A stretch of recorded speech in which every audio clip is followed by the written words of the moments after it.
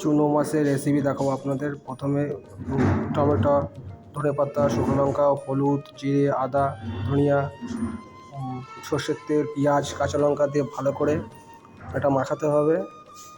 ভালো সুন্দর করে মাখিয়ে তারপরে এটাকে কলা পাতার উপরে ভালো করে সাজিয়ে দিতে হবে। দেখুন বন্ধুরা, কি সুন্দর করে এটা সাজানো হচ্ছে। তারপরে কলা পাতাকে ভালো করে ভাঁজ করে গরম চাটুর উপরে দিতে হবে এবং আজ একদম আস্তে আস্তে দিতে হবে যেন না পুড়ে না যায়। দেখুন ভালো করে।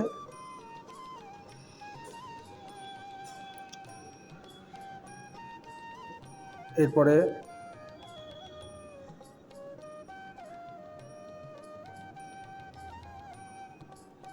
ভালো করে বসাতে হবে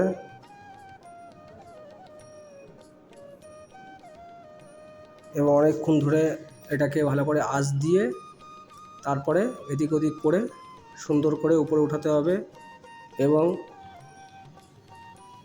যেন পুড়ে না যায় ভালোভাবে। দেখুন কি করে এটা করা হচ্ছে।